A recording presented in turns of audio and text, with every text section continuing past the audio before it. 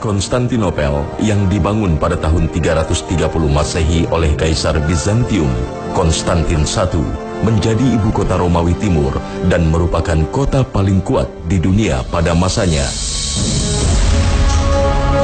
Inilah kota yang dijanjikan Rasulullah Shallallahu Alaihi Wasallam kelak akan ditaklukkan kaum muslimin. Itu sebabnya, sejak Khalifah Umayyah di Damaskus hingga ratusan tahun kemudian, upaya menaklukkan Konstantinopel terus dilakukan. Namun tidak ada satupun yang berhasil.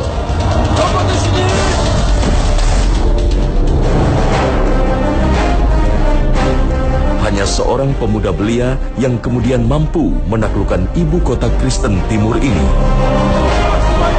Dia adalah Muhammad II yang kemudian mendapat gelar Fatih atau Sang Penakluk.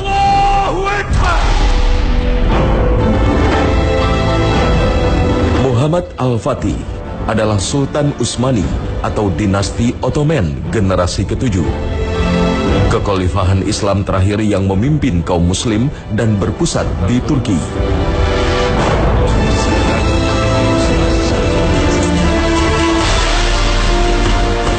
Semuanya berawal dari janji Rasulullah Shallallahu Alaihi Wasallam kepada umatnya.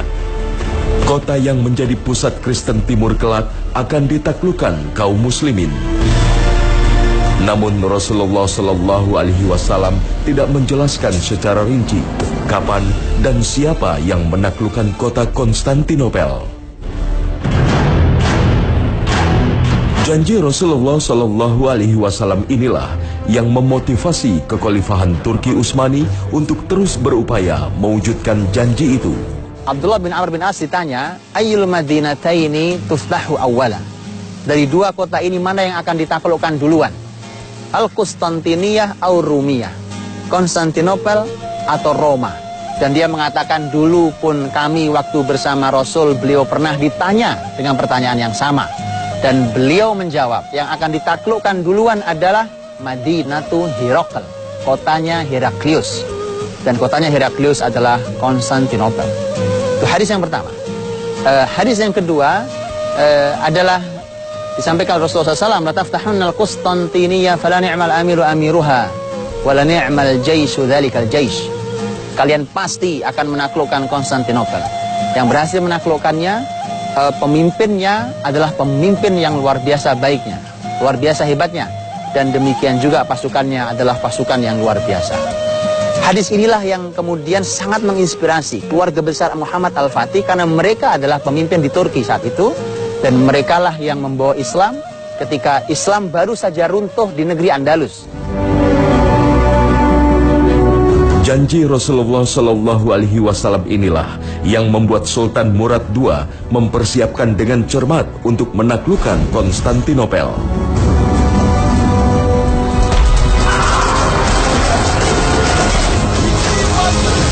Berbagai penyerangan dilakukan ke benteng Konstantinopel. Kegagalan demi kegagalan tak membuat dirinya putus asa. Bahkan ia mempersiapkan generasi berikutnya untuk melaksanakan cita-citanya.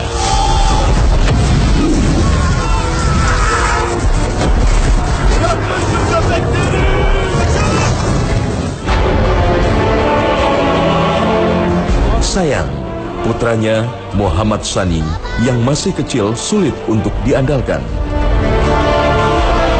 Muhammad Sani sudah terlanjur hidup mewah di lingkungan istana sehingga menjadi anak yang manja.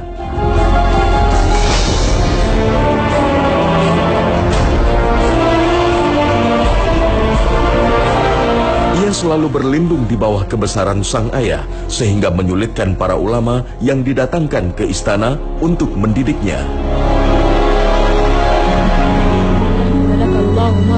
Hingga akhirnya kelembutan dan ketegasan dua ulama besar berhasil menundukkan Muhammad kecil, Aksyamsuddin dan Muhammad bin Ismail Al-Qurani.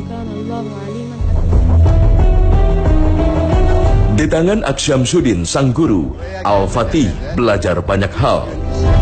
Ia berhasil menghafal Al-Quran dan menguasai ilmu lainnya. Di usianya yang ke-14 tahun, Muhammad Al-Fatih menjadi pemuda yang cerdas dan taat beragama. Hingga akhirnya sang ayah menyerahkan sepenuhnya kekhalifahan Turki Utsmani ke tangan Muhammad Al-Fatih. Di usianya yang baru 22 tahun, Muhammad Al-Fatih menjadi Sultan Kekhalifahan Turki Utsmani.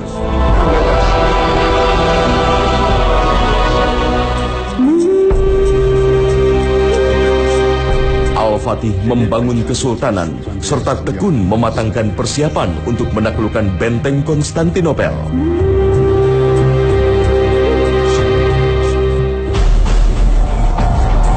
Di kepalanya sudah tergambar jelas apa yang ingin dilakukannya.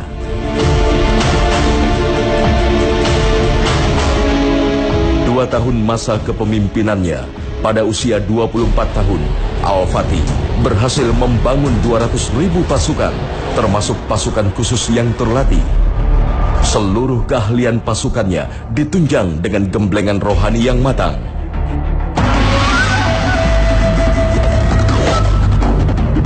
Dia juga membangun persenjataan yang kuat, salah satu